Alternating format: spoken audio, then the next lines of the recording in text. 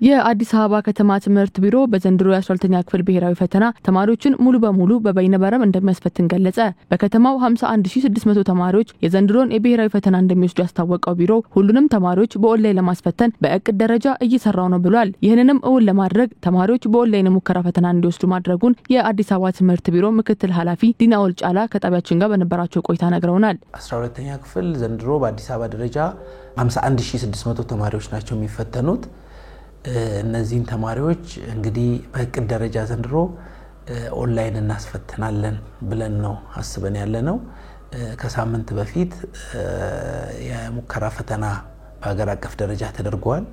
በዛ ሂደት ውስጥ ወደ 29000 ተማሪዎችን ያለምንም ችግር በሙከራ ውስጥ እንዲያልፉ አድርገናል። በቀጣይ ባለው አንድ ወር ውስጥ በተጨማሪ እንዲያዩ ማድረግ ስራ እንሰራለን።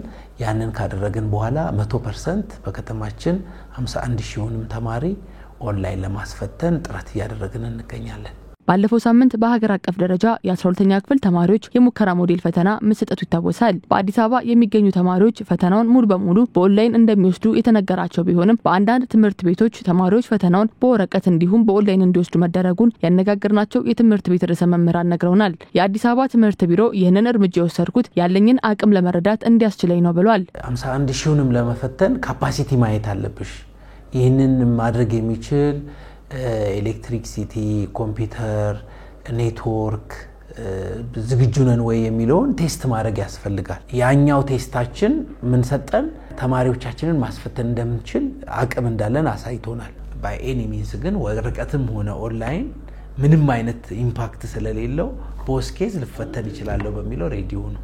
በዘንድሮ የ12ኛ ክፍል ሀገር አቀፍ ፈተና 608000 ያህል ተማሪዎች ይህንን ፈተና እንደሚወስዱ ይጠበቃል። ከሰኔ 23 እስከ ሐምሌ 8 ድረስ በሚሰጠው የሀገራዊ ፈተና ተማሪዎች በበይነመረብ እንዲሁም ደግሞ በወረቀት ፈተናውን እንደሚወስዱ ነው የሚጠበቀው። ጣቢያችን ኤንቢሲ ኢትዮጵያም ደግሞ በአዲስ አበባ የሚገኙ ትምህርት ቤቶች ይህንን ሀገራዊ ፈተና ለማስፈተን ምን አይነት ቅድመ ዝግጅቶችን አድርገዋል፣ ተማሪዎችስ በምን ያክል ደረጃ ደግሞ ተዘጋጅተዋል የሚለውን ቅኝት አድርገዋል። የፈተና ዝግጅታችን አሪፍ ነው።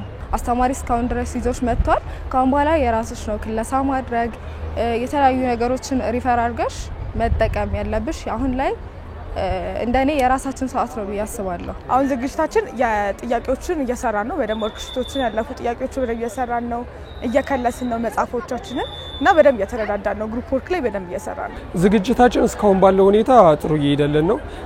ጥያቄዎችን በደም እየሰራን ነው። ያለፉ አመታት ጥያቄዎች አስተማሪዎች አዘጋጅተው የሚሰጡንን ኖቶችንም ሆነ ጥያቄዎች በደም እየተጠቀምን ነው። በፈተናው ጥሩ ውጤት ለማምጣት በራሳችንም ዝግጅት እያደረግን እንገኛለን። አስተማሪዎችም እየረዱን እኛም እንግዲህ በቤታችን መጨመር ያለብንን የተለያዩ ጥናቶችን እየጨመርን የተለያዩ ዝግጅቶችን እያደረግን ነበር እስካሁን ድረስ። የኮከበ ጽባ ሁለተኛ ደረጃ ትምህርት ቤት 632 ተማሪዎችን እንዲሁም ወይዘሮ ቀለመወርቅ ሁለተኛ ደረጃ ትምህርት ቤት በቀንና በማታ መርሃ ግብር 390 ተማሪዎችን በዘንድሮ የ12ኛ ክፍል ብሔራዊ ፈተና ያስፈትናል። ያነጋገርናቸው ተማሪዎች ትምህርት ቤታቸው የቀድሞውንና የተሻሻለውን የትምህርት ስርዓት መጻሕፍትን በማሟላት መጻሕፍትን በስፋት እንዲጠቀሙ በማመቻቸት ከትምህርት ውጪ የማካካሻ ትምህርትና ያለፉትን 4 አመታት ጥያቄዎችን እንዲሰሩ እንዲሁም በስነ ልቦና እያገዛቸው እንደሚገኝ ገልጸውልናል። የተለያዩ ድጋፎችን እያደረገልን ነው። ክላስ ከመጀመሩ በፊት 1 ሰዓት ተኩል ላይ ክላስ ሞርኒንግ ክላስ ገብተን ያለፉ አመታት ትምህርቶችን ክለሳ ይደረግልናል።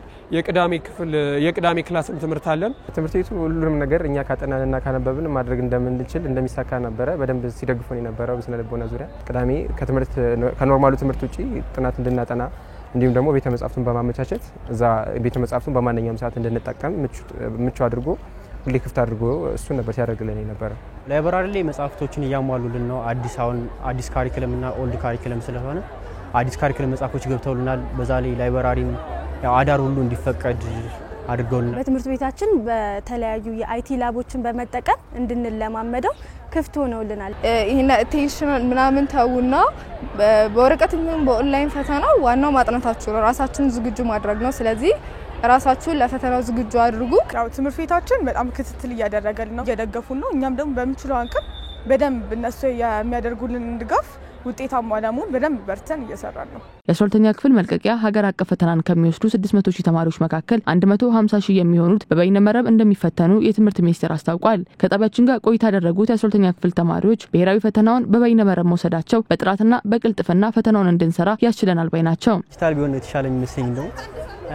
ምክንያቱም አንደኛ ደቂቃችንን እያየን እንሰራለን ብያስባለሁ ሁለተኛ ደግሞ የኔትወርክ መጨናነቅና የሲስተም ብልሽት ካላገጠመን በስተቀር ዲጂታል መሆን ያን ያህል ተጽዕኖ አለው ብዬ አላስብም ደቂቃችንን ዘውጋ እያየን የራሳችን ፍጥነታችን እየጨመረና እየቀነሰ እንድንሰራ ይረዳናል ብያስባለሁ ዲጂታል መሆኑ ኦንላይን መፈተኑ አሪፍ ነው ብዬ ነው ማሰበው ላይክ ከወረቀት የነበረው ነገር ወደ ኮምፒውተር ቢመጣና የመልስ አመላለሳችንንም ላይክ አጠቋቆር ላይ ችግር ሊኖር ይችላል ለምሳሌ ስንፈተን እነሱ ነገሮች ሶልቭ ያደርጋል ብዬ ስለማስብ እኔ በግሌ ኦንላይን መፈተናችን መልሳችን ኢፌክቲቭ እንዲሆን ያደርጋል ታይማችንን በደንብ እንድንጠቀም የሚረዳን ይመስላል በአዲስ አበባ የሚገኙ የ12ኛ ክፍል ተማሪዎች በኦንላይን ብሔራዊ ፈተናውን እንዴት መውሰድ እንደሚችሉ ተከታታይ ስልጠናዎችና ልምምዶች እያደረጉ ይገኛሉ ያሉት የአዲስ አበባ ከተማ ትምህርት ቢሮ ምክትል ኃላፊ ዲና ሆልጫላ ተማሪዎችን በልምምዱ ብቁ ያላደረጉ ትምህርት ቤቶችን በመለየት እርምጃ መወሰዱንም ገልጸዋል ኮምፒውተሩን ተጠቅሜ እንዴት ፈተና ወስዳለሁ የሚለማመዳሉ ጥያቄዎችን በመስራት ሂደት ውስጥ ደግሞ ራሳቸውን እንደ ጥናት ያንን ጥያቄ ይጠቀማሉ ስለዚህ ይሄ እየተደረገ ያለ ነው